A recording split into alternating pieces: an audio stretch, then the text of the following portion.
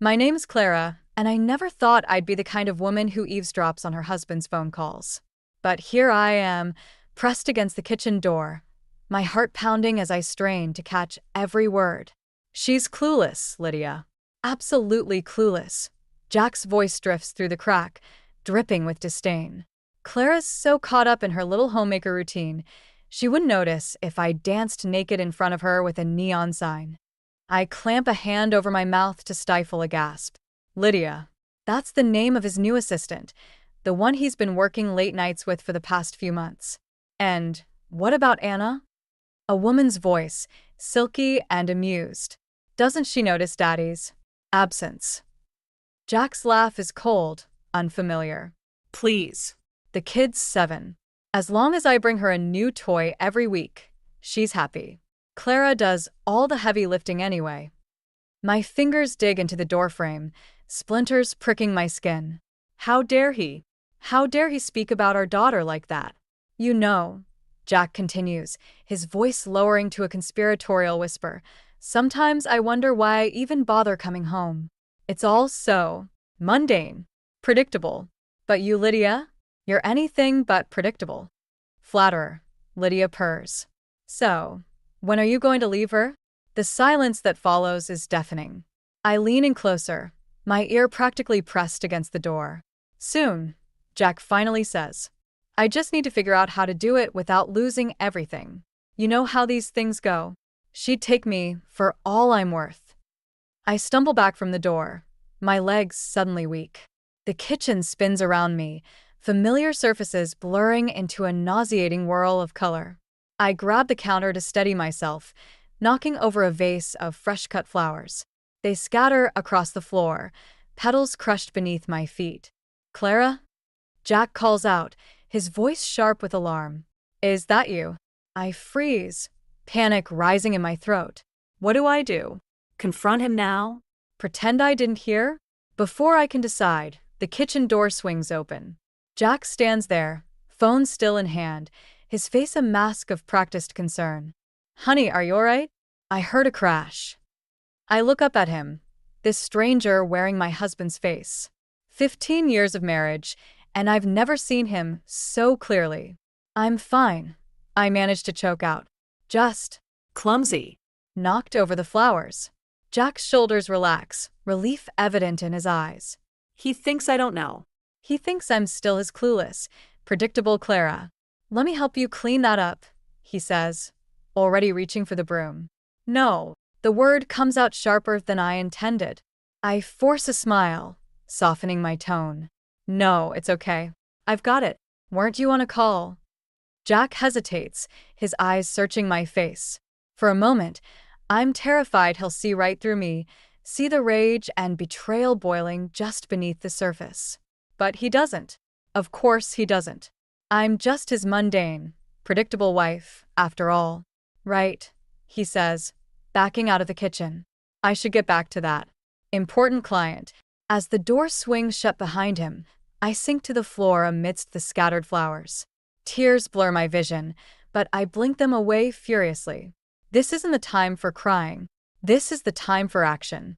I pick up a crushed rose, its deep red petals stained darker, where my tears have fallen. As I stare at it, something hardens inside me. A resolve, cold and unyielding as steel. Jack thinks I'm clueless? Predictable? Well, he's about to learn just how wrong he is. I may be a homemaker, but I'm also a mother. And there's nothing more dangerous than a mother protecting her child. I stand up, brushing dirt from my knees. It's time to show Jack exactly what his mundane, predictable wife is capable of. Let the games begin. I sit at the kitchen table, a cup of coffee growing cold between my hands as I stare at our wedding photo. Jack's arm is around my waist, his smile genuine and warm. Where did that man go? Mommy, look what I drew. Anna's voice breaks through my reverie. She bounds into the kitchen, a colorful drawing clutched in her small hands. I force a smile, pushing aside my dark thoughts. Let's see, sweetheart. Anna proudly displays her artwork, a stick figure family holding hands. That's you, me, and Daddy, she explains, pointing to each figure. My heart clenches. If only she knew the truth. It's beautiful, Anna. I manage, pulling her into a hug. Why don't you go hang it on the fridge? As she skips away, I'm hit by a wave of memories. Jack and I on our honeymoon, laughing as we got caught in a sudden rainstorm. The day we brought Anna home from the hospital, Jack's eyes filled with tears of joy. When did it all start to change? I think back to the subtle shifts I'd ignored. The late nights at the office that became more frequent. The way his eyes would dart to his phone whenever it buzzed. The gradual emotional distance that I'd chalked up to work stress. God, I'd been so blind. The front door opens and Jack's voice calls out, "I'm home." Anna squeals with delight, running to greet him.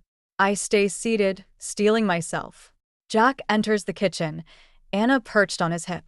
He sets her down and moves to kiss me, but I turn my head at the last second, his lips grazing my cheek instead. He frowns. "Everything okay?" I nod, not trusting myself to speak. Jack's frown deepens, but he doesn't push it. "Daddy, want to see my drawing?" Anna tugs at his sleeve. "Sure, princess," he says, following her to the fridge. I watch them, anger bubbling up inside me. How can he stand there, playing the doting father, when just yesterday he dismissed Anna as easily placated by toys? "It's great, sweetie," Jack says, ruffling Anna's hair. "Hey, why don't you go play in your room for a bit? I need to talk to Mommy." My pulse quickens as Anna leaves. Jack turns to me, concern etched on his face. "Clara, what's going on?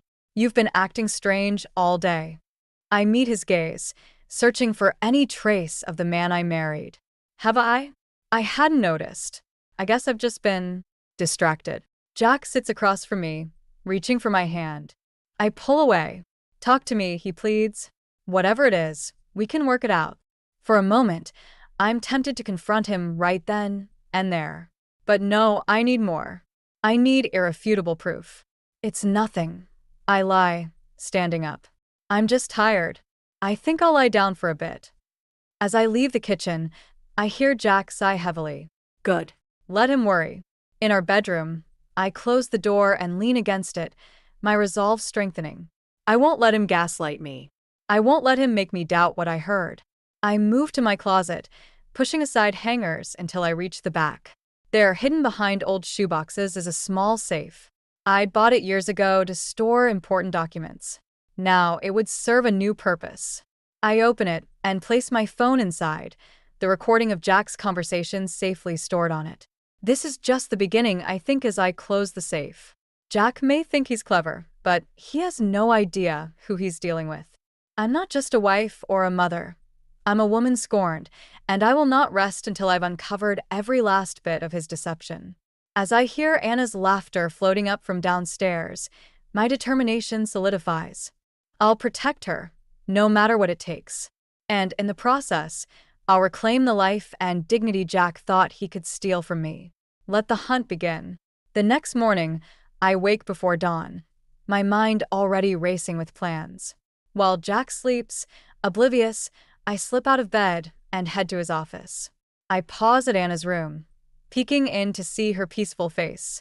For her, I remind myself, this is all for her. In Jack's office, I boot up his computer. My hands shake as I type in his password, Anna's birthday. At least he remembered that. I start digging through his emails, looking for any correspondence with Lydia. Nothing obvious jumps out, but I notice a pattern of deleted messages. Clever, Jack. But not clever enough. I pull out a USB drive and start copying his entire email archive. As the files transfer, I rifle through his desk drawers. In the bottom one, I find a stack of credit card statements. Bingo! I scan through the charges, my stomach churning as I spot several expensive restaurant bills and hotel charges. All on days Jack claimed to be working late.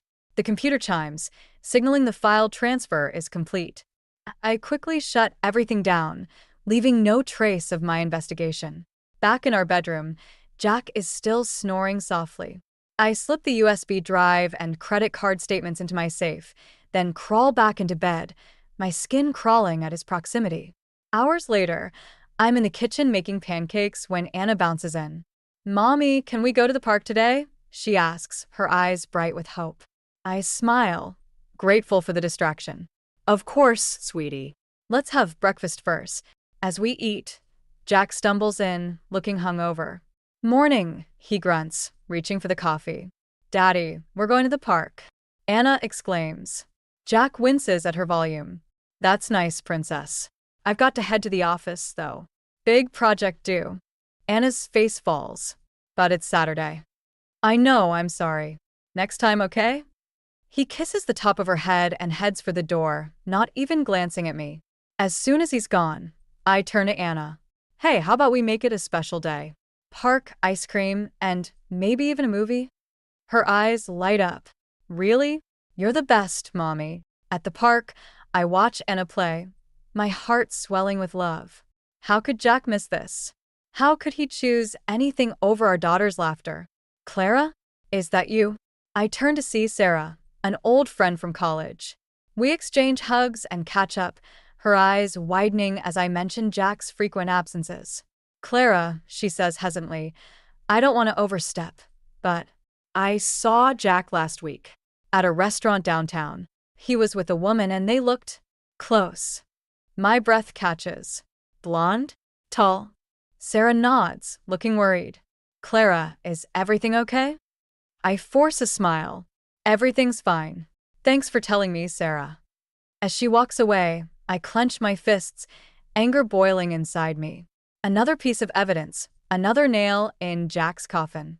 That night, after tucking Anna in, I sit at the kitchen table, surrounded by printouts of emails and credit card statements.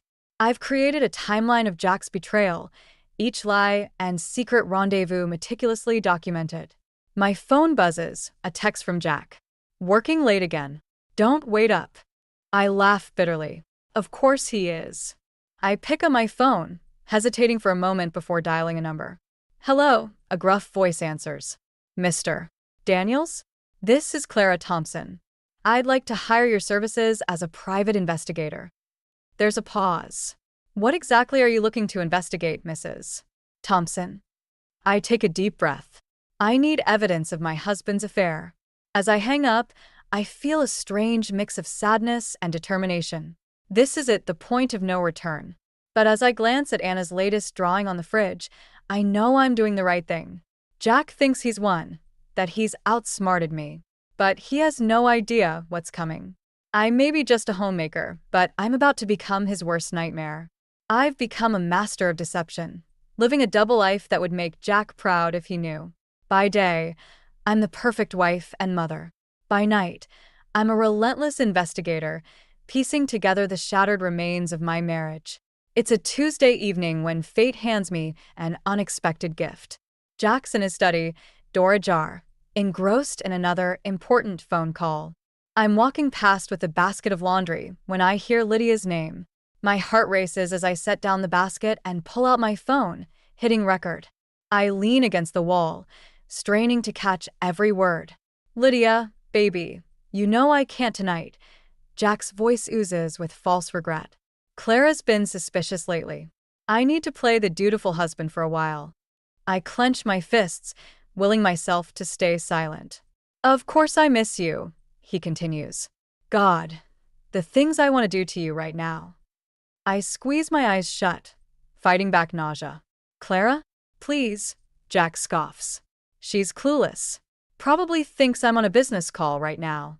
Sometimes I wonder if she even has a brain in that pretty little head of hers. White-hot rage courses through me. I want to burst in, to confront him, to make him eat those words. But I hold back. This is too valuable. Look, I promise I'll make it up to you this weekend, Jack says. I'll tell Clara I have a conference. We'll have the whole weekend to ourselves. Just you and me, baby. I've heard enough. I stop the recording and retreat to our bedroom, my mind reeling. Once inside, I play back the conversation, each word a dagger to my heart. But beneath the pain, a cold determination takes root. This is it, the smoking gun I've been waiting for. I save the recording to my secret email account and delete it from my phone. Then I head downstairs, plastering on a smile, as I hear Jack emerge from his study. Hey, honey, he says, wrapping his arms around me from behind. Sorry about that call. Work's been crazy lately. I turn in his embrace, meeting his eyes. No problem. I understand. Jack smiles, relief evident on his face. You're the best, you know that? I don't know what I'd do without you. I force a laugh. Probably starve. Speaking of which, dinner's almost ready. Can you get Anna? As Jack heads upstairs, I return to the stove, my mind racing. I now have irrefutable proof of his affair and his contempt for me. The question is, what do I do with it? Over dinner, I watch Jack interact with Anna, noting the genuine affection in his eyes. It's the one thing I can't reconcile. How can he love her so much and yet be willing to tear apart her family? Daddy, can we go to the zoo this weekend? Anna asks, her eyes shining with hope. Jack hesitates, glancing at me. I'm sorry, princess. I have a conference this weekend. But maybe next week, okay? Anna's face falls, and I feel a surge of protective anger. Actually, I interject. Why don't Anna and I go to the zoo ourselves? We could make it a girls' day out. Anna's excitement is palpable, and even Jack looks relieved. That's a great idea, he says. You two have fun. Later that night, as Jack snores beside me, I lie awake, formulating my plan. I can't confront him yet, I need more. I need to know exactly where he'll be this weekend, who he'll be with, what he'll be doing. I reach for my phone, pulling up the contact for Mr. Daniels, the private investigator. I have new information, I text. I need surveillance this weekend. Every detail, every moment. The response comes quickly. Understood. I'll take care of it. I set down the phone, a grim smile on my face. Jack thinks he's so clever, juggling his two lives. But his house of cards is about to come crashing down, and I'll be there to watch it burn. The weekend arrives, and with it, a storm of conflicting emotions. As I help Jack pack for his conference, my fingers tremble with barely contained rage. Every lie he tells, every casual kiss on my cheek, feels like a mockery of our vows. I'll miss you both, Jack says, hugging Anna tightly. Have fun at the zoo, princess. I watch them, my heart breaking for Anna. She doesn't deserve this deception. As Jack's car disappears down the driveway, I spring into action. Ready for our adventure, sweetie? I ask Anna, forcing cheer into my voice. At the zoo, I'm torn between genuine joy at Anna's excitement and the constant buzz of my phone. Mr. Daniels sends updates throughout the day, each one a dagger to my heart. Subject checked into Rosewood Hotel, room 412. Subject met blonde woman in hotel bar. Proceeding to room. I clench my jaw, focusing on Anna's delight at the elephants. She deserves this day of innocence before her world shatters. That evening, after tucking Anna in, I meet Mr. Daniels in a quiet cafe. He slides a manila envelope across the table. It's all there, Mrs. Thompson. Photos, video, audio recordings. Are you sure you want to see this? I nod, my throat tight. I need to know everything. At home, I spread the contents of the envelope across the kitchen table. Photos of Jack and Lydia entering the hotel, intimate moments captured through windows, transcripts of their conversations. It's all so clinical, yet each piece of evidence feels like a physical blow. One photo catches my eye, Jack and Lydia at dinner, his hand caressing hers. The look in his eyes. It's how he used to look at me. Tears blur my vision, but I blink them away. No more crying. No more weakness. I stay up all night, meticulously organizing the evidence. By dawn, I have a comprehensive timeline of Jack's betrayal, from the first suspicious late night to this damning weekend tryst. Sunday evening, Jack returns home, all smiles and false cheer. How is the zoo? He asks, kissing Anna's forehead. It was awesome, Anna exclaims. We saw lions and tigers and bears. Oh my, Jack chuckles, and for a moment, I see a flicker of the man I married. How was your conference, dear? I ask, my voice steady despite the turmoil inside. Jack launches into a detailed account of fictional seminars and networking events. I listen, marveling at his ability to lie so effortlessly. That night, as Jack sleeps beside me, blissfully unaware of the storm about to break, I make my final decision. I can't let this continue. I can't let Anna grow up in a house built on lies. Monday morning, I wait until Jack leaves for work and Anna's at school. Then I call my lawyer. Sandra, it's Clara Thompson. I need to file for divorce. There's a pause on the other end. Clara, are you sure? This is a big step. I'm sure, I reply, my voice stronger than I feel. I have evidence of infidelity. Substantial evidence. We spend the next hour discussing logistics, custody arrangements, division of assets, the legal process ahead. By the time we hang up, I feel both drained and oddly empowered. I spend the rest of the day in a daze, going through the motions of my usual routine. As I fold laundry and prepare dinner, I'm acutely aware that these mundane tasks represent the last vestiges of my life as Jack's wife. When I pick up Anna from school, her innocent chatter about her day feels like a lifeline to normalcy. I hug her tightly, knowing that soon I'll have to shatter her world to save her from a greater hurt. As we pull into the driveway, I see Jack's car already there. Unusual for him to be home this early. My heart races as I realize this is it. The moment of truth has arrived sooner than I expected. I take a deep breath, steeling myself for the confrontation to come. It's time to reclaim my life, my dignity, and my future. For myself and for Anna. No more lies. No more deception. It ends today. As I pull into the driveway, my heart hammers against my ribs. Jack's car is there, hours earlier than usual. Anna chatters excitedly in the back seat, oblivious to the tension radiating from me. Daddy's home early, she squeals, unbuckling her seatbelt before I can even park. I force a smile. Honey, wait for me before you go inside, okay? We enter the house, and Jack emerges from the kitchen, a strange expression on his face. Hey, you too, he says, his voice oddly strained. Anna, why don't you go play in your room for a bit? I need to talk to Mommy. Anna looks between us, sensing the tension. But Daddy, you're never home this early. Can't we play together? Jack's face softens. Soon, Princess. I promise. Just give Mommy and me a few minutes, okay? As Anna reluctantly heads upstairs, I steel myself. This is it. The moment I've been dreading and anticipating in equal measure. Jack turns to me, his face a mask of guilt and fear. Clara, we need to talk. I laugh bitterly. Oh, now you want to talk. After months of lies and deception. His eyes widen. What are you, Dash? Save it, Jack. I cut him off, my voice ice cold. I know everything. About Lydia, about your conferences, about how you really feel about me and our marriage. Jack pales, stumbling back as if I'd physically struck him. Clara, I can explain, Dash. Explain what? I spit, my carefully contained rage finally boiling over. Explain how you've been lying to my face for months? How you've been sneaking around with your assistant while I've been here, taking care of our daughter, believing in our marriage? It's not what you think, Jack pleads, reaching for me. I recoil from his touch. Don't you dare, I hiss. I heard you, Jack. I heard how you talk about me when you think I can't hear. Clueless Clara, right? Well, guess what? I'm not as clueless as you thought. I pull out my phone, playing the recording of his conversation with Lydia. Jack's face crumples as he hears his own voice, dripping with contempt for me and lust for her. How could you?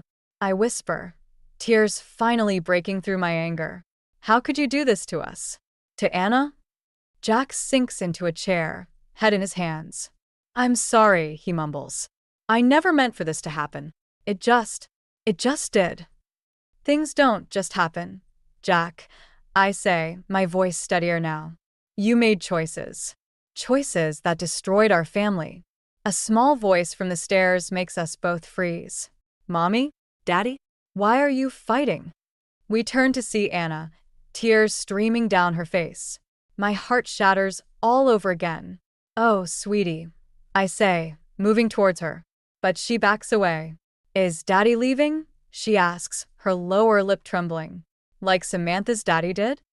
Jack stands, reaching for her. No, Princess, I'm not Dash. Don't lie to her. I interrupt, my voice sharp.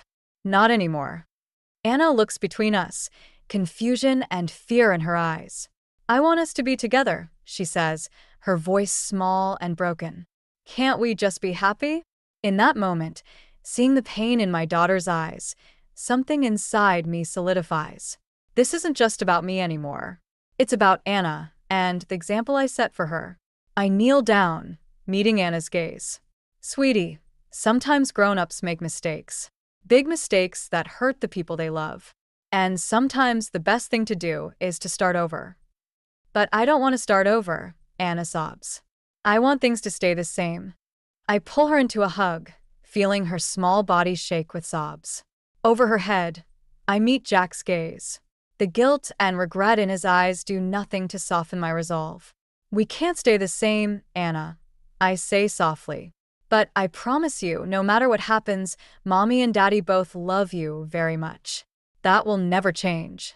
As I hold my crying daughter, with my soon-to-be ex-husband standing helplessly by, I know that the real battle is just beginning.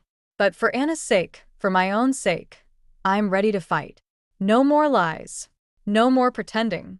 It's time for the truth, no matter how much it hurts. The next morning, I wake up on the couch, my eyes puffy from a night of intermittent tears and fitful sleep.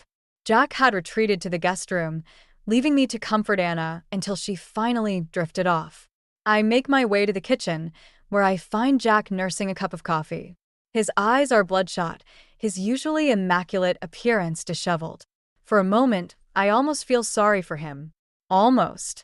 We need to talk, I say, my voice hoarse but steady.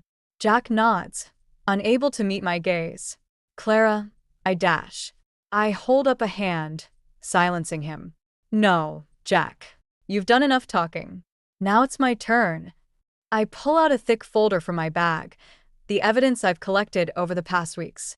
Photos, credit card statements, hotel receipts, and transcripts of recorded conversations spread across the kitchen table. Jack's face pales as he takes it all in. You hired a private investigator, he whispers, disbelief etched on his face. I did what I had to do, I reply coldly, to protect myself and our daughter from your lies. I play the recordings, his disdainful comments about me, his passionate declarations to Lydia. With each revelation, Jack seems to shrink in his chair. I've already spoken to a lawyer. I continue, my voice gaining strength. I'm filing for divorce. Jack's head snaps up. Divorce? Clara, please, we can work this out.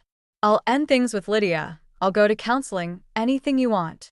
I laugh, a harsh, bitter sound. Anything I want? I wanted a faithful husband. I wanted a father who put his family first. I wanted the man I married, not this stranger sitting in front of me. Think about Anna, Jack pleads. She needs both her parents. I am thinking about Anna, I snap. I'm thinking about the example I want to set for her. I want her to know that she should never settle for being someone's second choice, that she deserves respect and honesty in her relationships. Jack reaches across the table, trying to take my hand. I pull away. Clara, I love you. I love our family. This thing with Lydia, it was a mistake. A stupid, terrible mistake. For a moment, I waver. Part of me wants to believe him, wants to cling to the remnants of our life together. But then I remember the contempt in his voice when he spoke about me to Lydia, the casual cruelty of his betrayal. No, Jack, I say, my voice firm. Love doesn't treat someone like this. Love doesn't lie and cheat and belittle. What you feel isn't love, it's ownership. You thought you could have it all. The devoted wife at home, the exciting mistress on the side. Well, not anymore. I stand up, gathering the evidence back into the folder. My lawyer will be in touch about the divorce proceedings. I think it's best if you move out today. Jack's face crumples. Where am I supposed to go? I'm sure Lydia would be happy to take you in, I reply, unable to keep the bitterness from my voice. After all, you two have so much in common, like a complete lack of moral compass. As if on cue, Anna's voice calls from upstairs. Mommy? Daddy? Jack moves to stand, but I stop him with a look. I'll go. You start packing. I find Anna in her room, clutching her favorite stuffed animal. Is Daddy leaving? she asks, her lower lip trembling. I sit beside her on the bed, pulling her close. Yes, sweetie. Daddy's going to be living somewhere else for a while. Because of the fighting? I nod, struggling to find the right words.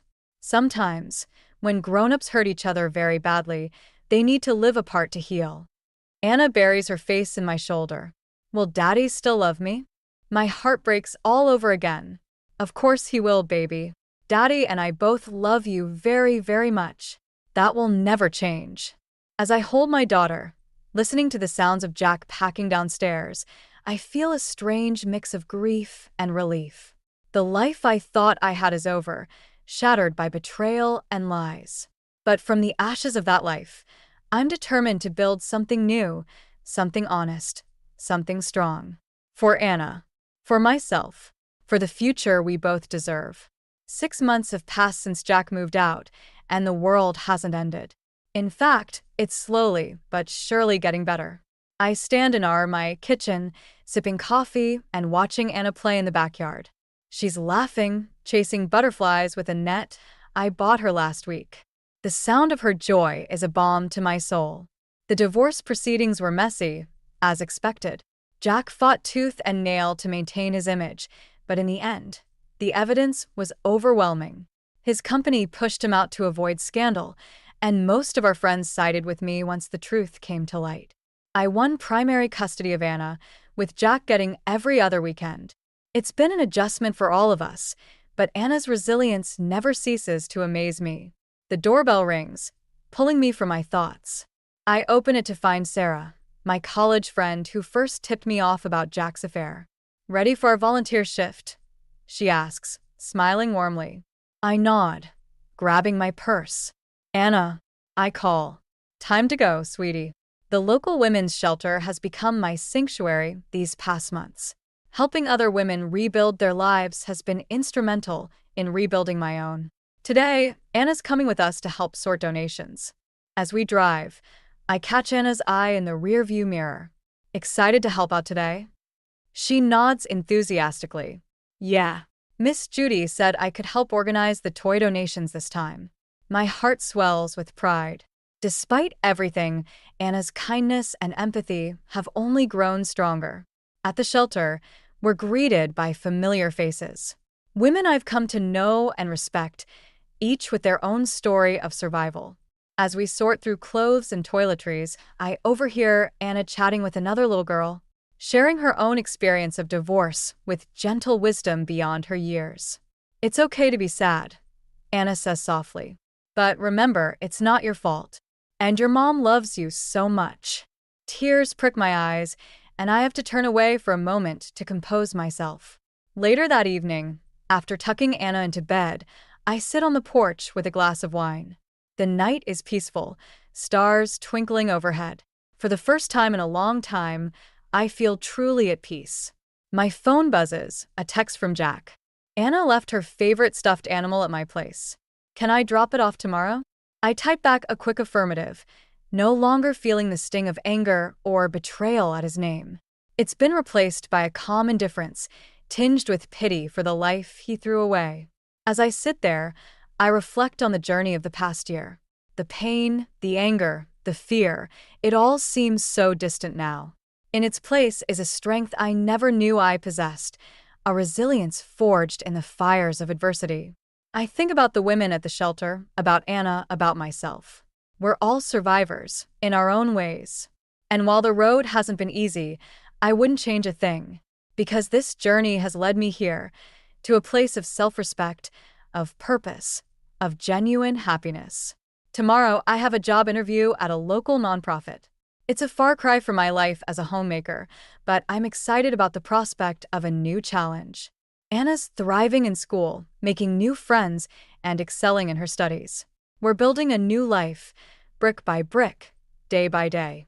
As I finish my wine and head inside, I catch sight of my reflection in the window.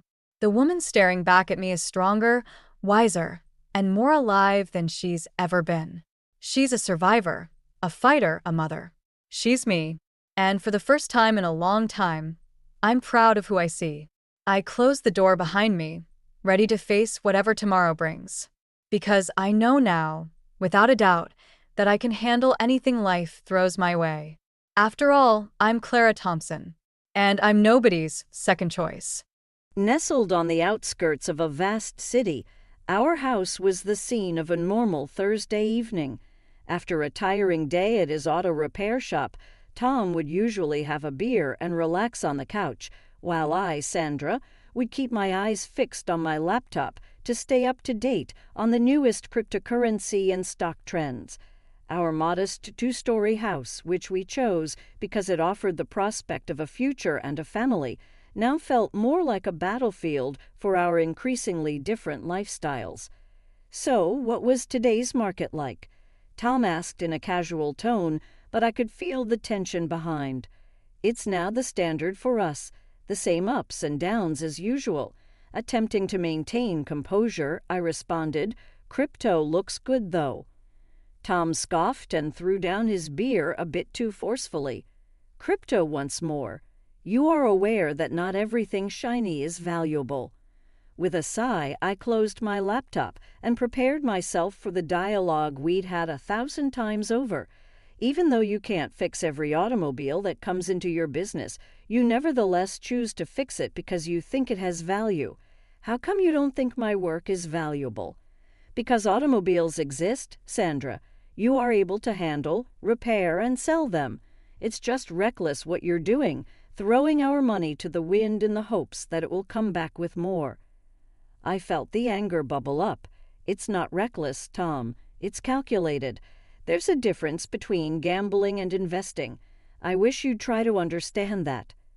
Tom stood up, pacing now. Calculated? You call putting our hard-earned money into something as volatile as cryptocurrency calculated? Yes, I do, because I don't go in blind. I research, I study trends, I make informed decisions. It's no different from what you do with your shop. My shop is a sure thing, Sandra. People always need car repairs. But this is just a phase. What happens when it crashes, huh? What then? We could lose money in any investment, Tom. The shop could falter. Nothing's guaranteed, but we've seen good returns on my investments. Isn't that worth something? Tom stopped pacing, running a hand through his hair in frustration.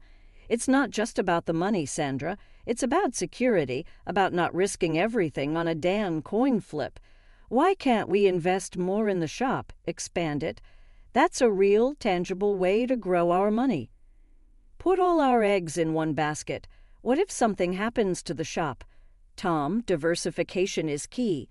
That's investing 101.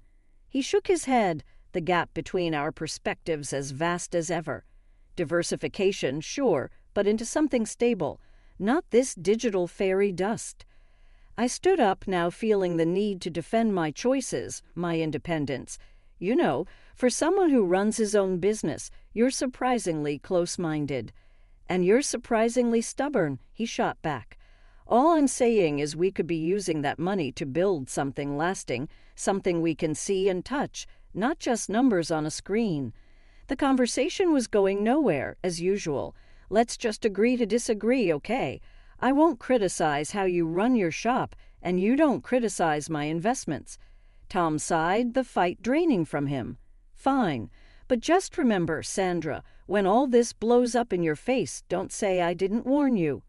The tension between Tom and me wasn't the only strain in our lives. His family dynamics added another layer of complexity. Living close to his parents and sister meant frequent interactions, each one a reminder of our different views on family and responsibility. It was a Sunday afternoon when Tom suggested we visit his parents. The idea alone made my stomach knot. It wasn't the parents I minded, it was Sarah, Tom's sister. Her lifestyle and choices were a constant source of bewilderment to me. Come on, Sandra, it's been ages since we've seen them, and Mom's been asking about you and more. You know Dad is fighting cancer, Tom pressed, noticing my hesitation. Yeah, I bet Sarah's missed me too, I muttered, my sarcasm not lost on Tom. Look, I know you two don't see eye to eye, but can't you just, I don't know, try for me? Sighing, I agreed. Fine, but I'm not staying if she starts on one of her shopping spree stories.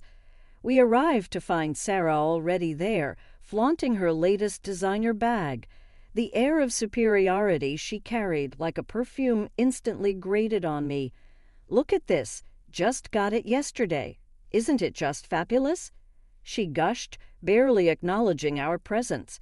"It's something," I managed to say, biting my tongue.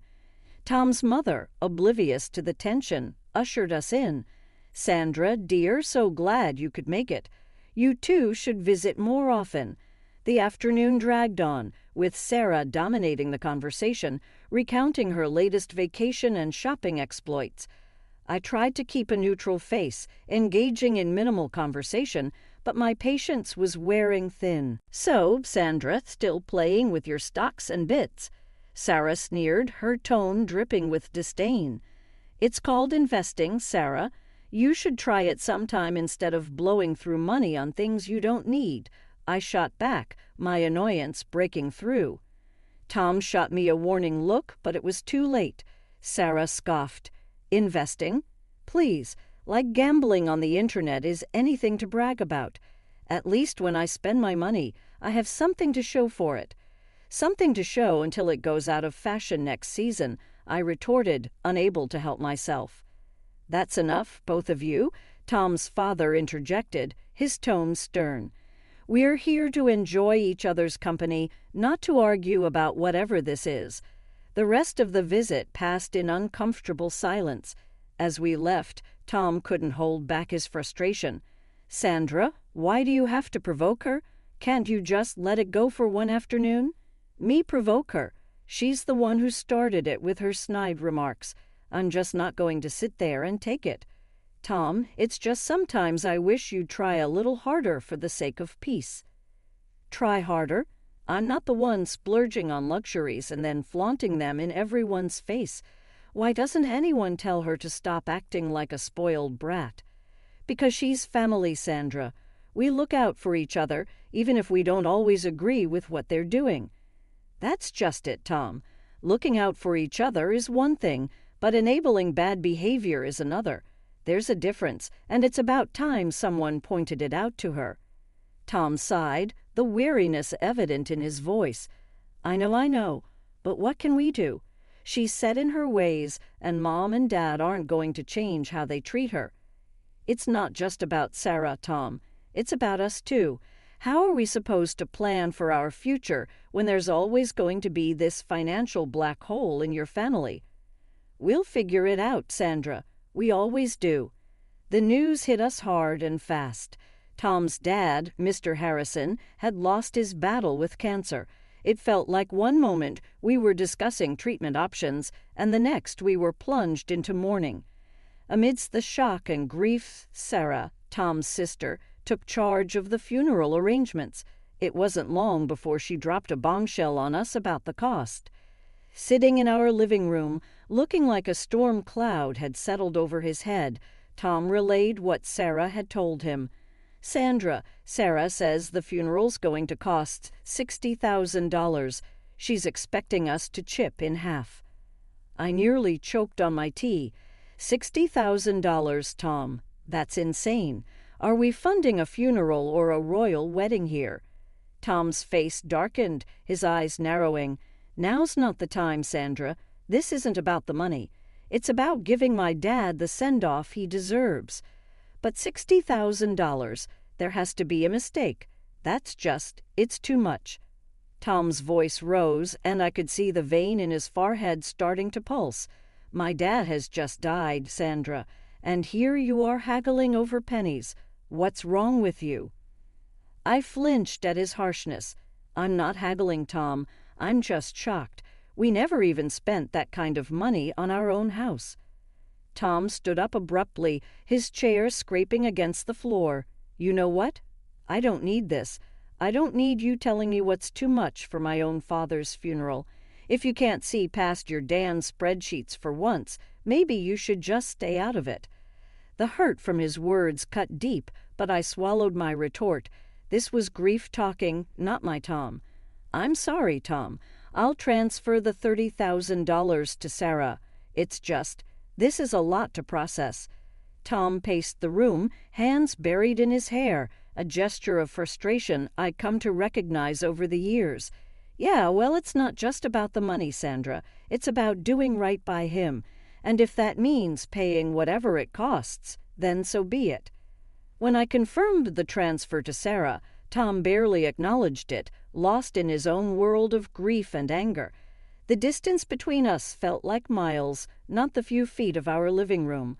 Walking into the funeral agency, I felt the weight of the world on my shoulders. The last few days had been a blur of grief and confusion, but nothing could have prepared me for what I was about to learn. "I'm here for Mr. Harrison's funeral," I announced to the woman behind the counter, trying to keep my voice steady. She looked up from her computer, her expression apologetic. "I'm sorry, ma'am, but you're a day late. Mr. Harrison was cremated yesterday." My heart stopped. "What? But how? I was told the funeral was today." She shook her head gently, her eyes full of sympathy. "The family requested to move the date forward. I'm very sorry for your loss and the confusion." I stood there, dumbfounded, my mind racing. How could Tom not tell me? Why was I left in the dark about such a significant change? Fuming, I dialed Tom's number, my fingers shaking with anger and disbelief. "Tom, why the hell didn't you tell me the funeral was moved? I just showed up like an idiot, only to find out I missed everything." Tom's voice was cold and detached. "Because I didn't think you cared, Sandra. All you've done is complain about the costs and question every decision. Why would I think you'd want to be there? Because he was my father-in-law. Because I'm your wife. How could you just exclude me like that?" My voice cracked, a mixture of hurt and fury. Well, maybe not for long. "What's that supposed to mean?" I demanded, my heart sinking. "I'm done, Sandra. I can't do this anymore. I can't be with someone who is so indifferent. You're more concerned with your bitcoins and shares than with this family. I've got the divorce papers ready." His words were like a slap in the face. Divorce? Was he serious? "You're kidding, right? Over this?" "Tom, we can talk about it. We can work things out." "No, Sandra. It's too late. The house is going up for sale. We'll split everything and go our separate ways." That's it? I was speechless, the reality of the situation crashing down on me. This wasn't happening. It couldn't be. Stunned, I wandered back to the parking lot, where I saw Sarah pulling in, driving a brand-new luxury car. The sight of it made my blood boil. "Nice car, Sarah. Where'd you get the money for this?" "Inheritance," she said, her smile not reaching her eyes as she tossed her hair back. "Yeah, something like that. Dad left me a little something." The casual way she mentioned her father, with shopping bags in her hands and not a trace of sadness on her face, was infuriating. "A little something, huh? Looks like mourning is treating you pretty well." Sarah's smile faded, replaced by a smirk. "Well, we all grieve in our own ways, don't we? Some of us invest in stocks, and some of us in cars." I clenched my fists. The injustice of it all burned inside me.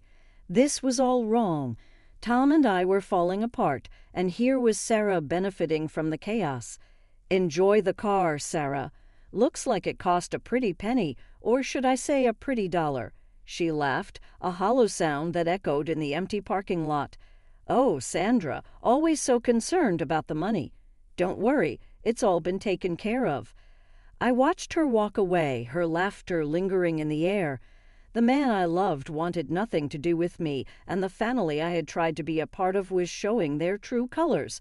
The days following the funeral felt like navigating through a thick fog of disbelief and betrayal. The weight of the divorce papers in my bag felt like carrying a boulder, a constant reminder of my crumbling marriage. But the sight of Sarah's new luxury car planted a seed of suspicion that I couldn't shake off. Determined to get to the bottom of it, I decided to pay a visit to the funeral home, hoping to uncover some answers. Walking into the funeral home, a mix of suspicion and determination fueled my steps. It felt surreal being here under these circumstances, but I needed answers. The place was quiet. the air filled with a solemnity fitting its purpose. At the reception, I recognized a face from the past. Jackie, a classmate from high school who'd ended up in the most unexpected of places. Jackie, I exclaimed a bit too loudly for the setting. I didn't know you worked here. She looked up, surprise flickering across her face before recognition set in. Sandra, wow, it's been ages. What brings you here? Something I can help with. I took a deep breath, steeling myself for the conversation ahead. Yeah, actually, it's about my father-in-law's funeral. I heard it was arranged here. Jackie's expression turned professional, but there was a hint of curiosity in her eyes. Sure, let me pull up the details. Give me a sec. As she typed away, I fidgeted, the weight of the situation pressing down on me. The moment she found the record, her brows furrowed. Okay, here it is. The service was pretty standard. Cremation was requested, keeping things on the simpler side. The total came to $5,000. My heart sank. $5,000? But that's not what we were told. We paid $60,000, or at least we were led to believe that's what it cost. Jackie paused, her face a mask of concern.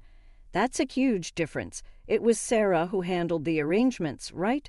Everything here was billed at $5,000, no more. The pieces were starting to fit together, a picture I didn't want to see.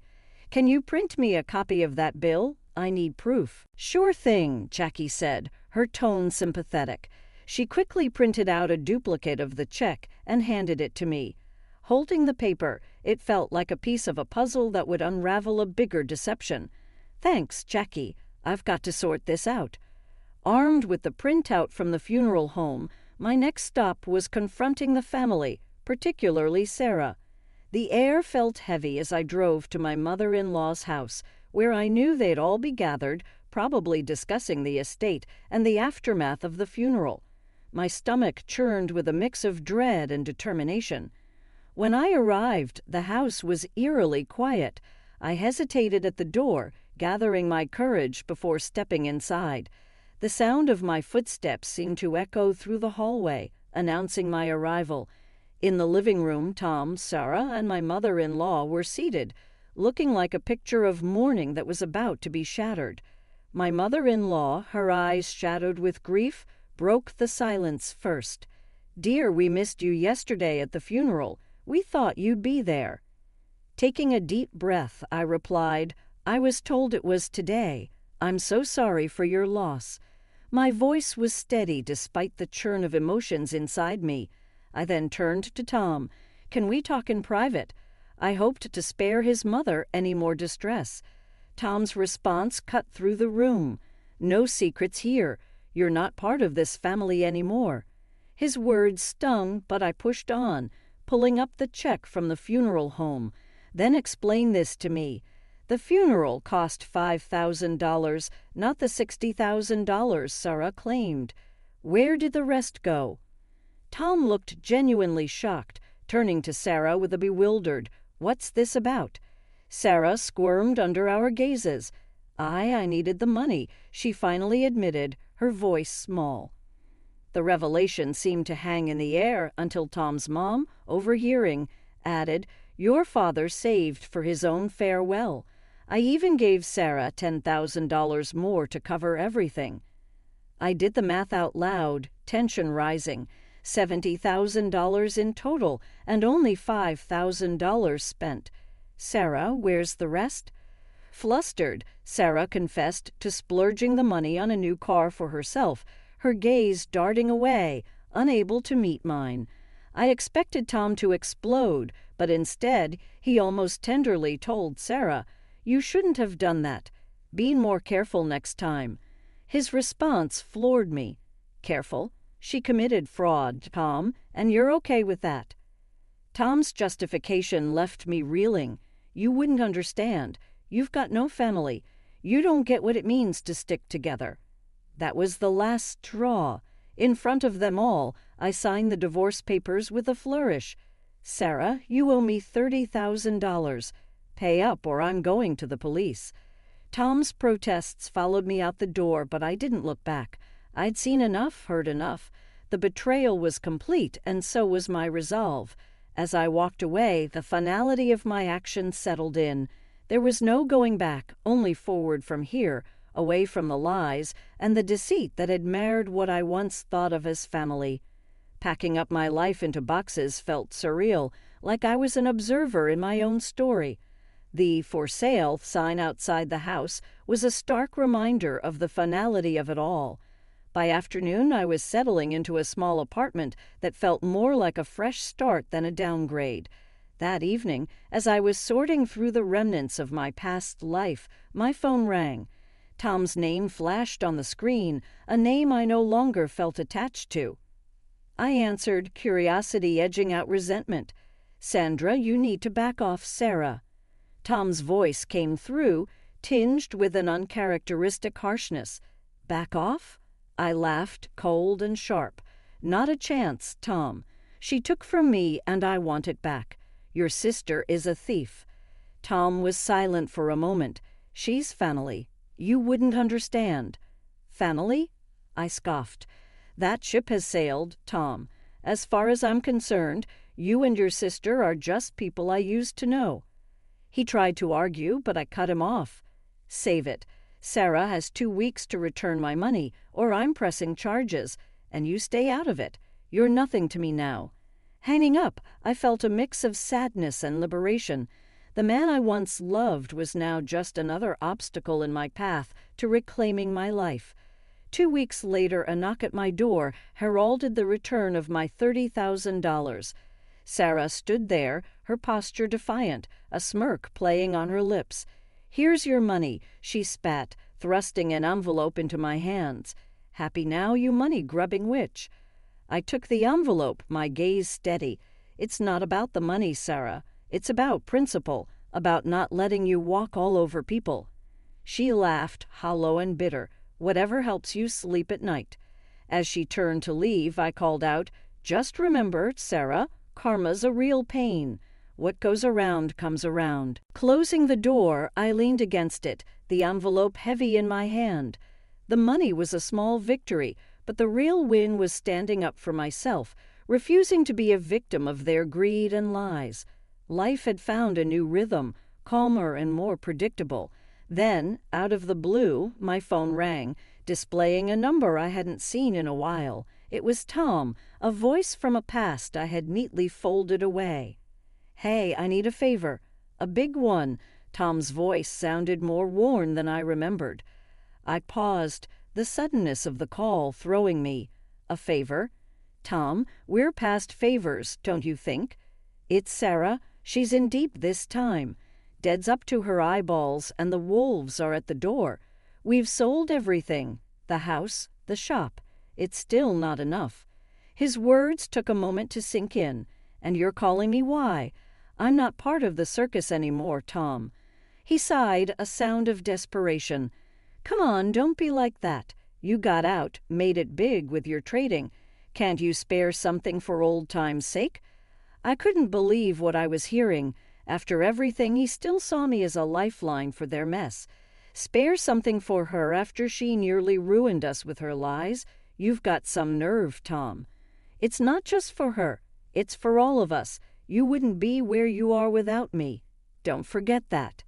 He responded, a hint of resentment in his voice. I let out a short, piercing laugh. "You're not the reason I am where I am. I am despite you. Do you believe I owe you anything? That is quite wealthy." The line was silent, a heavy, uneasy quiet. "That's it then. Are you planning to abandon us?" "We, Tom, we do not exist. It has been a while since there was. Regarding turning my back, I believe you have misinterpreted me for someone who is still compassionate." As I hung up, I had a range of feelings, including relief and fury. That was really the end of that chapter in my life. I was struck by how far I had come as I sat in the living room of my new home, which I had acquired with hard work and intelligence. This was my haven, constructed not on the precarious foundation of lying and manipulation, but rather on my perseverance and diligence. I went ahead and got a divorce. I'll be taking the house as part of the settlement. You have no say in it. After saying that, Nick left the hospital room. My pleas to wait, and my willingness to discuss, were all ignored by him. This is how I was abandoned. Left alone, while dealing with cancer. Yet, somehow, the lingering frustration in my heart seemed to have dissipated. Perhaps, by this point, my love for Nick had already faded. Nick, who toyed with me and repeatedly acted selfishly, deserves divine retribution. Thinking so, I began to devise a scenario for revenge. My name is Michelle Brown, a housewife in her 50s. I live with my husband, Nick. We have no children, and I thought we had been supporting each other throughout our marriage. At least, I had been. But between Nick and me, a gap had formed that would never be filled. Generally, a marriage is about supporting each other, striving together, and filling what lacks in one another. However, there was none of that between us. Hey, where's my dinner? If you don't make it quickly, it's going to be a problem. I had been out on an errand. When I returned home, Nick, who had the day off, poked his head out from his room and demanded his meal. There are no breaks for a housewife. Because if I neglect household chores even for a day, our life falls into disarray.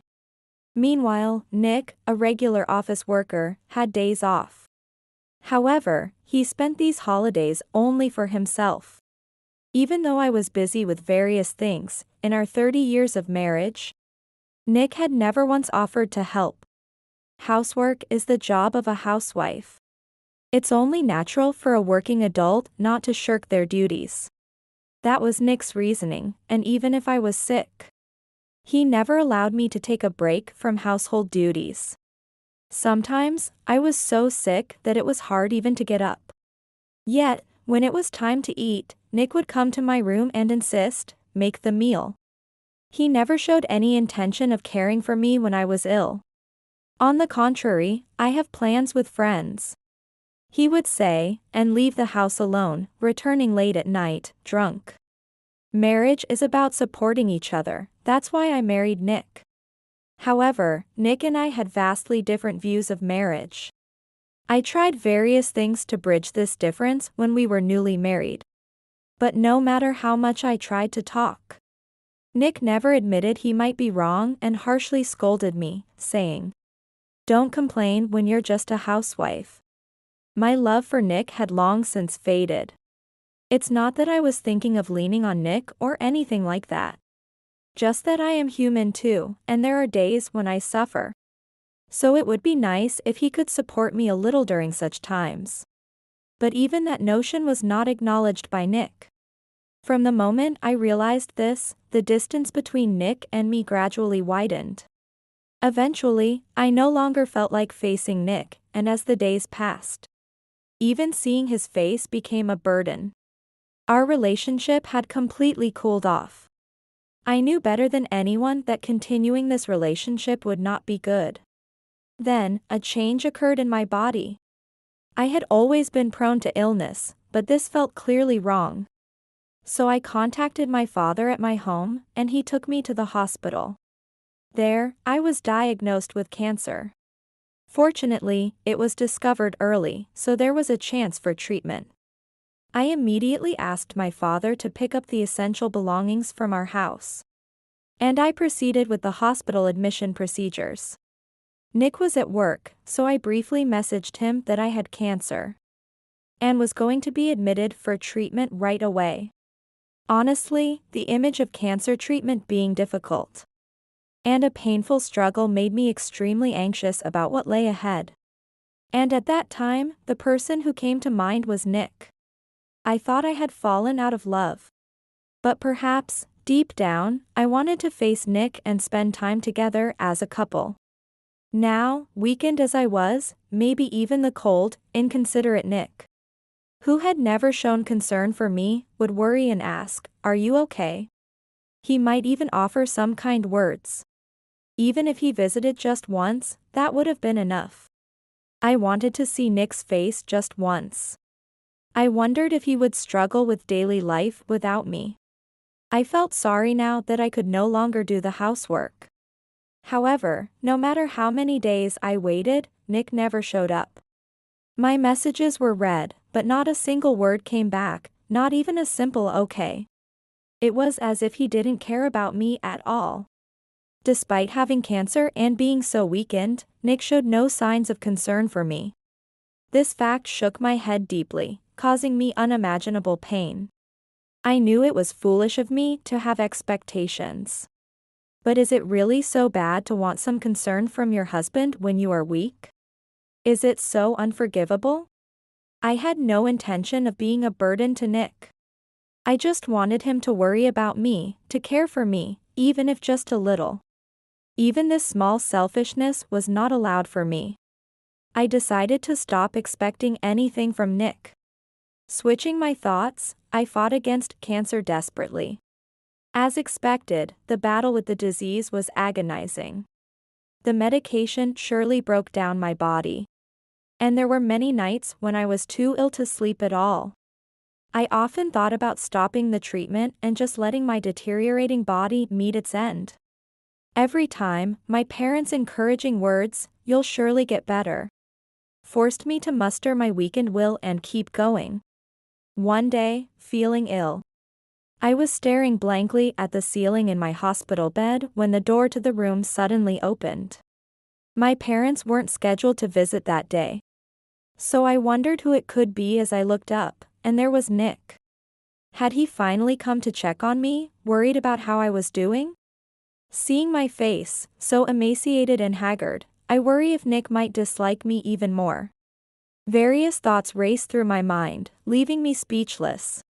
Meanwhile, Nick sits on a chair next to the bed, quietly observing me, and then laughs. "So this is what cancer does to you?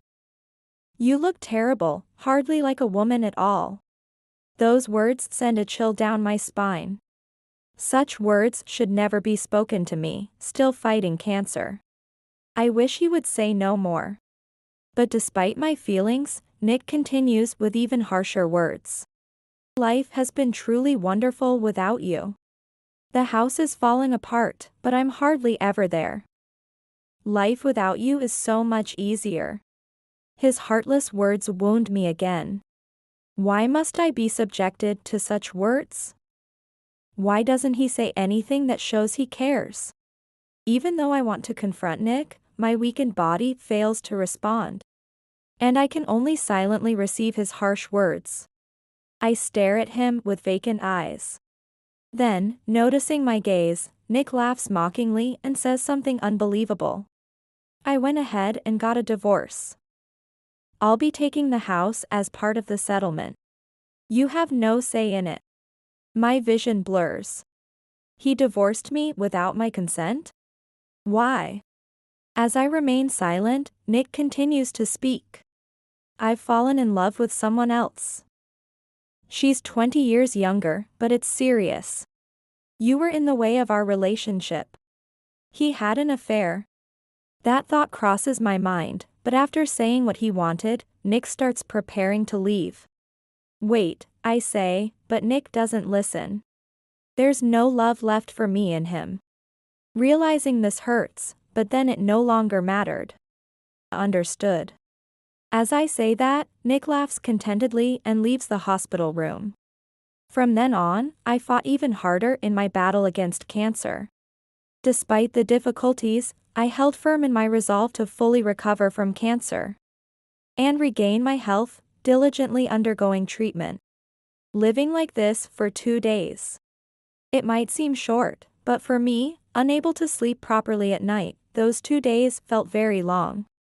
Whether the divorce Nick mentioned actually took place or if it was just his way of unsettling me, I wasn't sure, but I was managing somehow. Above all, I had a secret plan to thoroughly bring Nick down.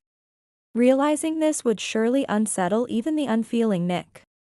In his panic, he would surely try to contact me. Thinking this, I waited, and just today, Nick called. Since I couldn't take the call in the hospital room, I ignored it. However, Nick persisted, calling repeatedly. Though I had set my phone to silent, it was annoyingly persistent. So I messaged him, "Stop calling, it's annoying," and he finally stopped. But then he started sending messages, "Please, I need to talk." Just once, I apologize for everything. He must have thought messaging was the next best option. Each of these words was meant to protect himself. Probably, Nick had realized why I had so easily accepted the divorce he initiated without my permission. "Can I come to see you?" When I didn't respond, perhaps out of frustration, Nick sent that message. To be honest, facing Nick now, in the midst of my exhausting treatment, felt torturous, but if I refused, I knew he would pester me with more calls. So I replied, "Yes, you can come." Now, my revenge begins. Nick, who has mishandled our relationship for so long and divorced me without my consent, deserves a harsh punishment. As I eagerly await Nick's arrival, I am resolved to drag him through hell. "Hey! What is the meaning of this?" With that angry shout, Nick enters the hospital room. His tone is clearly desperate, showing he is mentally cornered. To an outsider, Nick's demeanor might seem overly anxious. But it's only natural for him to panic like this. After all, I was hiding a truly significant secret. "You never told me you had assets worth $10 million. If I knew about this money, I wouldn't have divorced you." Saying this, Nick places my bank account statement on the table. The document clearly shows a deposit of over $10 million. "Because you didn't ask. How could anyone guess that a mere housewife like you had such wealth? If I knew there was so much money, I wouldn't have divorced you. It's your fault for divorcing me without properly checking. Don't talk nonsense. And how did you even get this wealth?" Nick, who divorced me without my consent and now complains. "Why didn't you tell me?" "I wouldn't have divorced you if you had," shows his self-centered nature. I decide to reveal the truth to Nick. In fact, this $10 million came from investments I started as a hobby. It was my parents who suggested I try investing. Even though Nick's salary was sufficient for our lives as a couple, I still wanted to contribute to our finances. My father, knowledgeable in investing, taught me everything from scratch when I showed interest. Under my father's guidance, I started small, aiming to make even a slight profit, and continued investing. My first investment was about 5 years ago. Since then, I have significantly honed my skills, and now even my father says, "I didn't expect you to grow this much." I have managed to earn a considerable amount of money through investing. The $10 million recorded in the bank statement was the profit made over 5 years. I was actually planning to tell you when the time was right. But before I could, I got cancer, and you divorced me without listening. I never intended to take this secret to the grave. Once the cancer was cured and I could return to normal life, I plan to reveal this $10 million asset to Nick, to continue our life together as husband and wife, and share it with him. But before that time came, Nick divorced me on his own. It's absurd to give a share to someone who is no longer my spouse. And now that it has come to this $10 million will all be mine. Hearing my story, Nick's face turns red with anger, and he shouts, "If I had known you had this much money, I wouldn't have divorced you. It's your fault for not telling me right away and hiding it. Pay me compensation now. $10 million. Make amends for hiding things from your husband." Nick, either confused by the large sum or unable to accept that he cannot have the money, makes an outrageous demand. Since we are divorced, no matter how things might turn, there is absolutely no way I would give this $10 million to Nick. Yet Nick tries to claim the $10 million, which is just out of reach, suggesting something truly absurd. And I can't help but chuckle. Seeing me laugh, Nick yells, "What are you laughing at? Stop taking me for a fool. I've always hated your attitude. How dare a mere wife have such assets? Don't you think it's presumptuous? A wife's assets belong to her husband. So, give me those assets. What do you mean, a wife's assets belong to her husband? I never intended to keep this money a secret forever. You divorced me on your own before I could tell you. Don't give me that nonsense. It's all your fault for keeping secrets. Despite claiming I'm spouting nonsense. Nick turns red-faced and verbally attacks me whenever I speak. Honestly, as someone still recovering, Nick's shouting is a bit too much for me. Ringing painfully in my head. I knew well that trying to talk any further was pointless. Nick would surely not listen to anything I said and try to paint me as the villain. Realizing it was impossible to discuss anything with Nick made my decision quick. Enough already. You were the one who divorced me, weren't you? You filed for divorce without my consent, right? I always thought your attitude was terrible, but I didn't think it was this bad. When one reaches their limit, can they really harbor so much anger? What I felt in my heart wasn't the pain of cancer, but anger towards Nick. Raising my voice would undoubtedly affect my body, but more than that, the anger towards Nick, who had blamed me with all the words he could think of while shamelessly sitting beside my bed, was overwhelming. What do you think I felt when I got cancer? I thought maybe Nick would worry about me a little, maybe he'd change his heart and care for me. But what did you do? You never showed up to visit me, and when you finally came, you said you had filed for divorce and would take the house. After all that, to come and blame me when you find out I have these assets, are you joking? I've said it before, but I never intended to keep it hidden forever. I was going to tell you when the time was right. You broke that chance yourself. I had never blamed Nick like this before. I always accepted Nick's selfish actions, and still, because we were married. Because I wanted to continue as husband and wife, I never really reprimanded or got my temper. Always trying my best for Nick. I could still try because I had love for Nick. I truly loved him. But now, I have no such feelings for Nick. All that's left is incredible anger and disbelief towards Nick, who only says selfish things. How does one become such a self-centered person? What kind of upbringing leads one to become so devoid of consideration for others? I'm speechless with astonishment, but ultimately, questioning it is pointless because a person who cheats and divorces without agreement can't be thinking properly. Please, she found out you have $10 million. And said she'd divorce me if I don't bring some of it back. If I don't get the $10 million, I'll be alone. Don't you still love me? Don't you want to help someone you love? It seems the woman he cheated with also knows I have $10 million in assets. Nick must have told her. Birds of a feather flock together, it seems. From what Nick says, his mistress is quite greedy about money as well.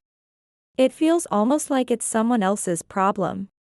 So much so that Nick's circumstances no longer matter to me. And I can easily dismiss any suffering he may face in the future as irrelevant. I'm really begging you. I'll do anything.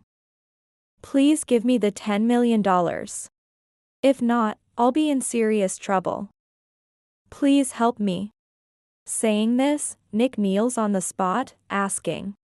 I had never seen Nick so desperate, and while his display seemed utterly ridiculous, it also brought a sense of disappointment and despair because he had never shown such concern for me. The more we talk, the colder my feelings towards Nick grow. I feel it's pointless to talk anymore. Continuing to deal with this rotten man will not lead to my happiness. I couldn't help but feel foolish for having suffered so much because of such a selfish man. And also for hoping that he might show up during my illness. Despite my feelings, Nick desperately pleads, please. I'm begging you. Help me. But listening to Nick's words any further was the greatest pain of all. Please leave. As I say this, Nick responds with a wheedling tone, "Don't say that." Even that was irritating to me now. I press the nurse call button and ask a nurse to come. I explain the situation and ask them to remove Nick, and they call security to escort him out. Please listen to me. I can't do this without you. He continued to proclaim this until the end, but I no longer listened to Nick's words. He has visited the hospital several times since, but the nurses, knowing the situation, ensure he cannot reach my room. I heard from a friend that Nick, unable to get the $10 million, was dumped by his mistress and is now single. As for me, I continued to fight cancer with determination, and recently, I finally recovered and was discharged from the hospital. Having overcome my illness, my body feels healthier than ever. And this newfound vitality feels incredibly precious. Now, I'm living a relaxed life, slowly spending the $10 million I saved up. Honestly, now at 50, I've had enough of marriage, and I'll probably end my life alone. Living out my life unattached to anyone doesn't seem so bad anymore. I'm Luna, and I'm 35 years old. My spouse, Mason, is 3 years my senior, and we were married 6 years ago. My dear father died of a disease and left me with a sizable inheritance, which drastically altered my life. I bought a new house with my bequest, which I treasure very much. This house has a comfortable aroma of freshly cut wood, and I can't help but think how happy my father would be to see it. My father used to live alone in our previous home, which was only 10 minutes' walk from our apartment. My father died from a fall not long after I moved out a few years ago, following the death of my mother. I had to make the tough choice to tear down our old family home and replace it with a new one after receiving the inheritance. The happy memories we created there, even though the old house's structure is gone, I think will always be in our hearts. Mason frequently cited my father when discussing the importance of starting over with a new house. I initially believed he was attempting to console me, but that quickly proved to be untrue. Mason suddenly requested me to fill out and mail divorce papers one evening. Perplexed, I inquired about his meaning.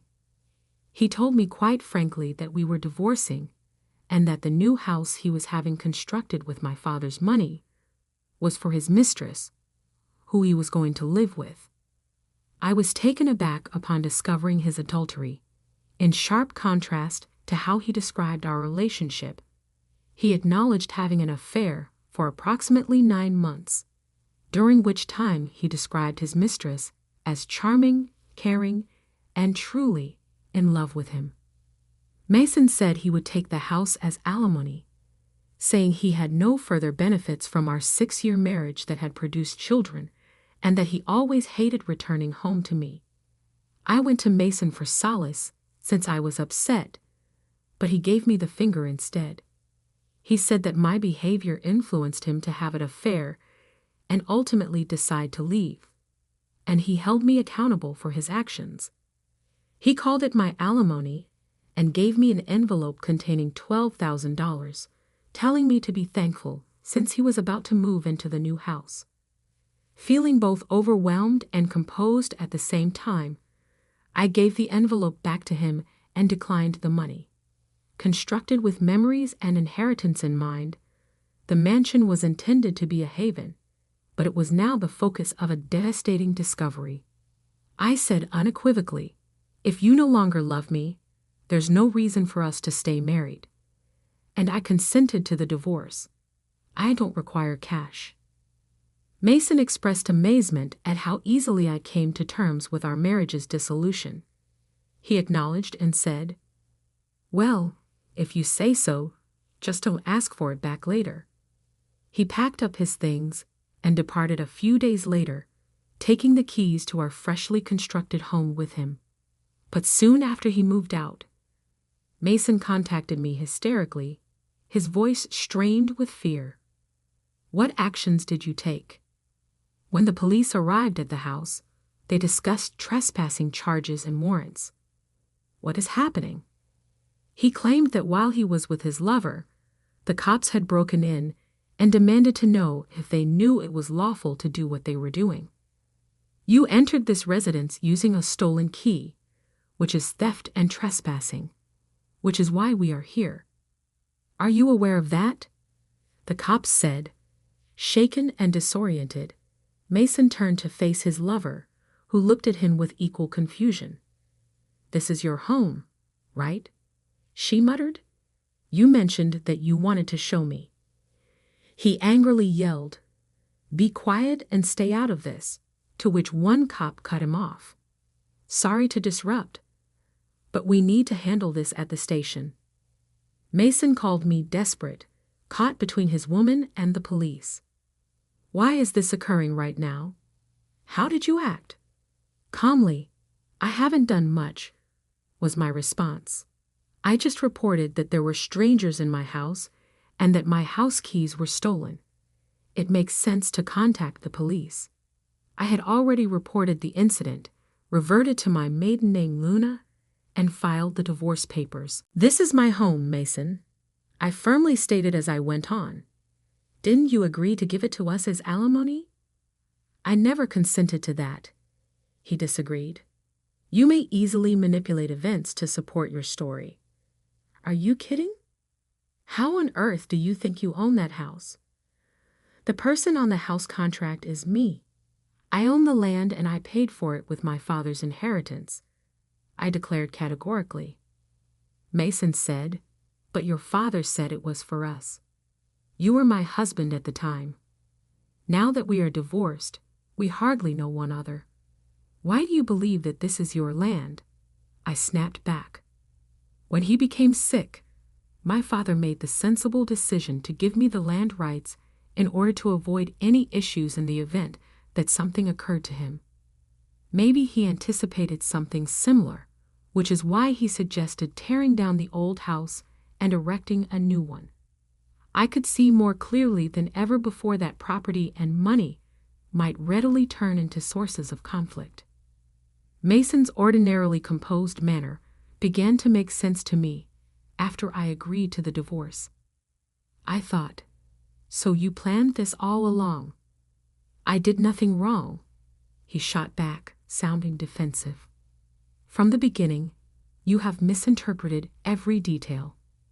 Seeing him so naive and believing he would be content with his mistress was almost comical. Stop being so silly, I shot back. You hold me responsible for the divorce, the affair, and the house's loss.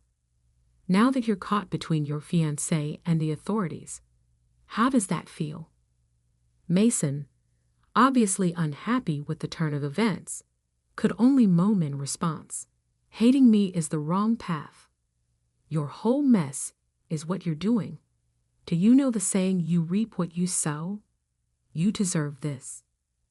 Mason lost control of his temper at that point and started yelling accusations into the phone. But all of a sudden, he was cut off. Excuse me, are you the former wife of Mr. Gold? He's making a mess at your place. Please, might we have a word? The call had been taken over by a policeman. After giving the officer a brief explanation of the circumstances, she expressed empathy for how challenging this must have been for me. Mason was later brought to the police station along with his mistress. Mason argued that it wasn't trespassing because the house was a gift from me. With genuine surprise, his mistress admitted that she was unaware that they were intruding. Mason attempted to bolster his allegations at the station with purported evidence, but in the end, the mistress's account was deemed reliable, and she was just given a warning before being released. However, Mason was fined after being found guilty of trespassing and larceny. Then it came up that, upon his release, Mason had named me as his guarantor, presumably so his controlling parents wouldn't know.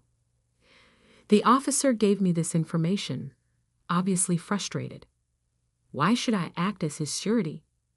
Now that we're divorced and essentially strangers, I firmly replied. I declined because I no longer have any relationship with Mr. Gold. His parents live close by. Kindly get in touch with them. The officer informed Mason, who was visibly frustrated. His parents, who were already aware of our divorce due to his infidelity, were not yet informed of his attempt to take the new house. The police call had brought them fully up to speed on the situation. Reluctantly, after his parents requested more details, I visited Mason's parents' house. When I knocked on the door and started to explain, his mother immediately cut me off. No need to apologize, she said. It's all my foolish son's fault. But did you know about this? I inquired. Well, my son is here with his mistress, a much younger woman, she revealed. We allowed them into the living room to discuss the situation. To my astonishment, Mason had brought his mistress along, creating a tense atmosphere. The living room scene unfolded with Mason, the young woman, and my stern-looking father-in-law, Russell. Russell, it's been a while. I'm sorry for the delay. I greeted them. Luna, thanks for coming, Russell responded. I apologize for calling you after the divorce, but I've heard Mason's side of the story. However, I can't fully trust someone who's been arrested for trespassing. Can you tell me your side? I recounted everything as requested. Throughout my explanation, Mason and his mistress kept their heads bowed, avoiding eye contact. What were you thinking? Trying to take Luna's new house? Are you insane? Russell demanded of Mason. It's not that simple, Mason interjected. How is that even possible? Russell retorted, clearly frustrated. Your story is completely different from hers. Apparently, Mason had spun his version of events before I arrived. What were you told? I asked. Russell explained.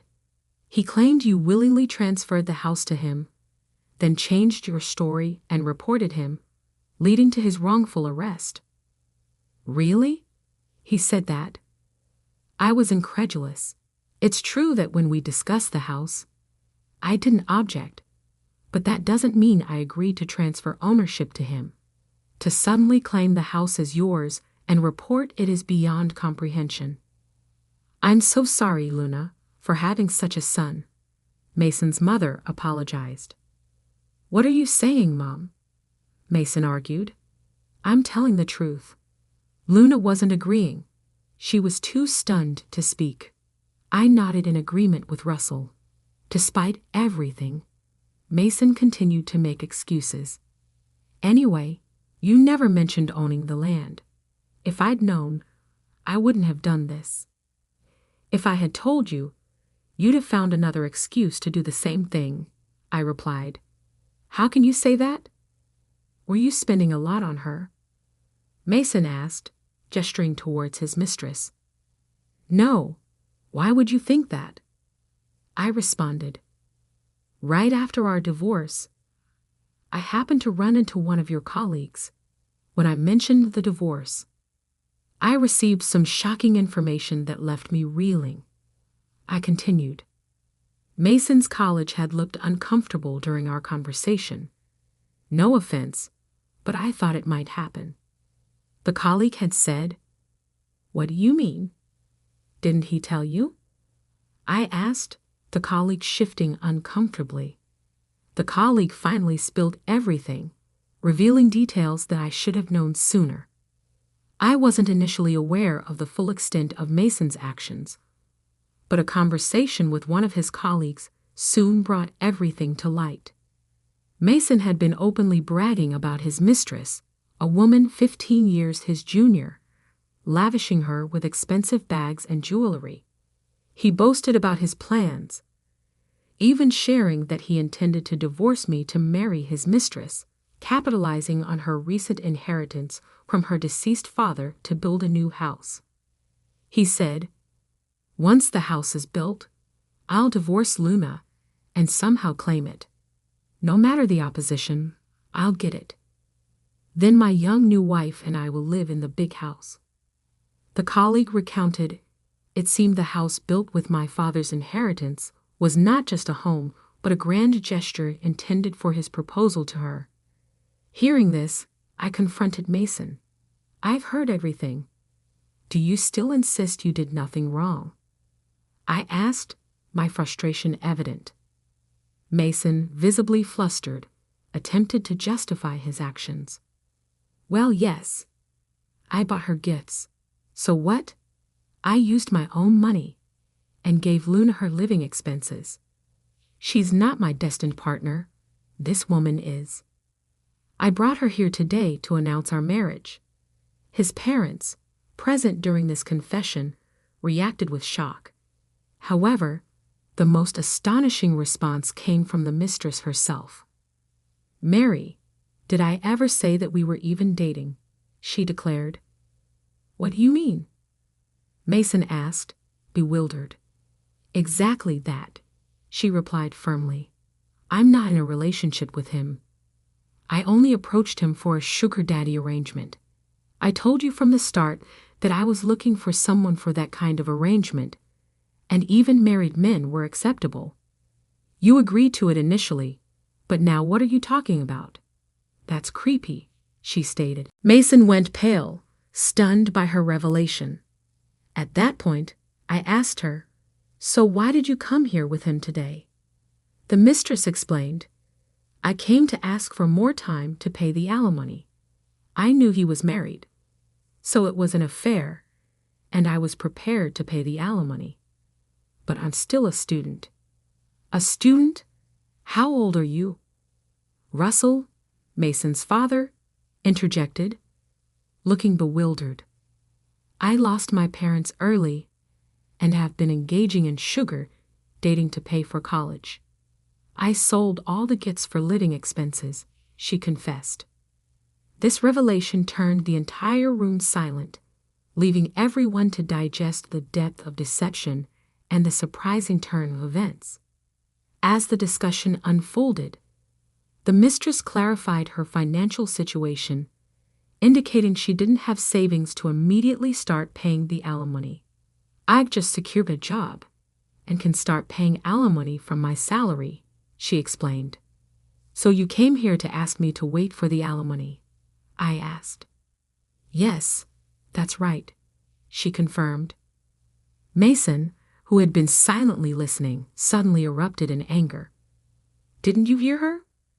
Unfortunately, she never intended to marry or even date you. But that's separate from the alimony you owe, I pointed out, trying to steer the conversation back to the matter at hand. What about saying you wanted a house? Mason challenged the mistress. I meant I'd want a house someday when I marry. It wasn't about marrying you, she replied, clarifying her intentions. Mason exclaimed in disbelief. I was suddenly taken to that house, thinking it was yours. Then the police came, and I learned it was your wife's. The mistress bowed deeply to me, indicating her respect, and acknowledging that all of this confusion was spurred by Mason's misunderstandings. All right, I said, seeing an opportunity to resolve at least one issue. If you promise to pay the alimony properly, I'll wait for the payment. But promise me no more sugar dating. It might not end simply next time. I promise I'll never do it again, she said earnestly. Turning to Mason, I addressed the financial aspects of our separation. Expect a claim for alimony from me without delay. Alimony? What are you talking about? Mason asked, taken aback and not expecting to pay alimony himself. You said you didn't need alimony when you returned the money, I reminded him. I gave you $122,000, and now you're asking for more. That's not what we agreed on. Mason protested. I don't recall any agreement. I replied, you returned the $122,000 I gave you, saying you didn't need it. What I meant was that I didn't need such a trivial amount for alimony. Do you have any idea how much alimony for infidelity is? It's $30,000, I clarified. And you're also at fault for not having children in the 6 years we were married. Mason suddenly accused, changing the subject. At that moment, a loud slap echoed through the room. Someone asked, "What are you doing, Mason?" He held his cheek, clearly stunned by the impact. "Are you serious? Do you think her inability to have children is her fault?" I asked, incredulous at his audacity. "Enough with jokes, Dad," Mason's father interrupted, turning to him. "Don't tell me you're blaming Luna for your affair, too." Mason stubbornly stated, "Well, that's how it is. I shouldn't have tied the knot with her. It resembles fraud." "How on earth did you think that?" I put into the test. "Your parents desired to have grandchildren. They decided it would be best to separate if she was unable to conceive. I chose her for that reason."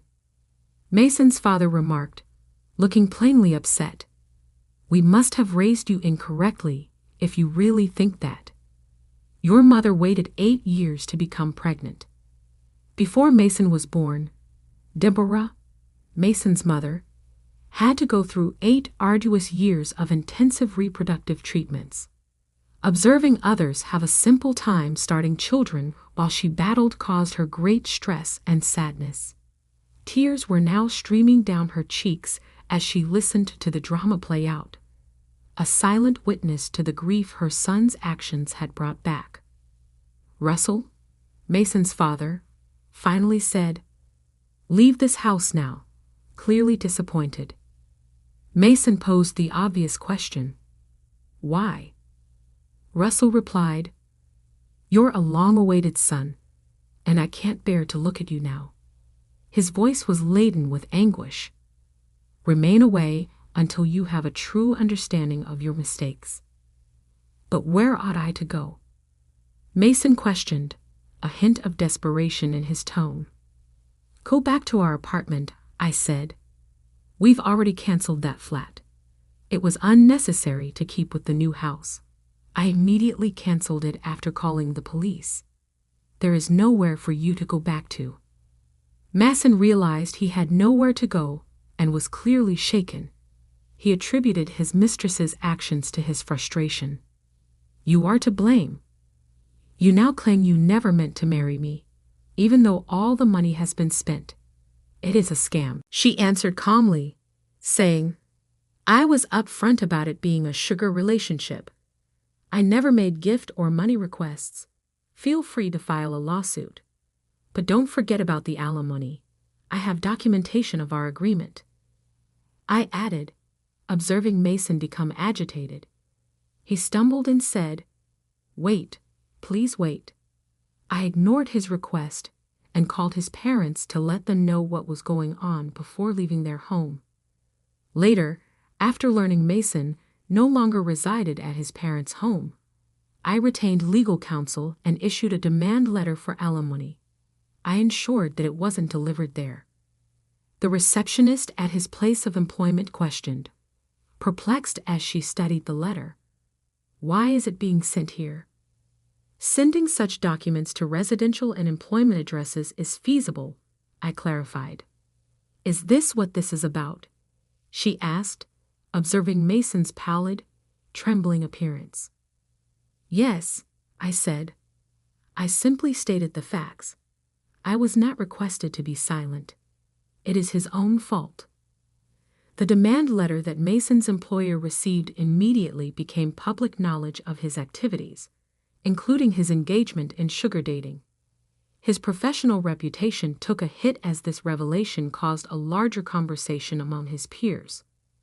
Mason made the decision to go from his position, stating that he was departing on his terms, following a string of humiliating defeats and being unable to handle the rumors and murmurs. His troubles didn't end there.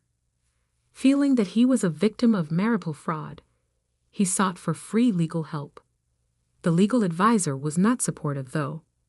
The advisor said, We have seen cases similar to yours, but based on the evidence you have provided, this isn't considered fraud. At first, you consented to a sugar daddy relationship. If you later felt something, that was entirely your fault. If you want to sue, you can, but it will probably be a financial waste. Masson made the decision to drop the lawsuit after taking the advice. He'd eventually confided in me, feeling dejected and regretting his previous actions. I'm not sure what I was contemplating. I had no idea how important you were, even after 6 years of dating. He begged sincerely, I swear I'll make you happy this time and won't let myself be distracted by others. He begged me, but I was unmoved. I made a clear decision. I decline, I retorted firmly. Why? Following so much pleading. He did not give up.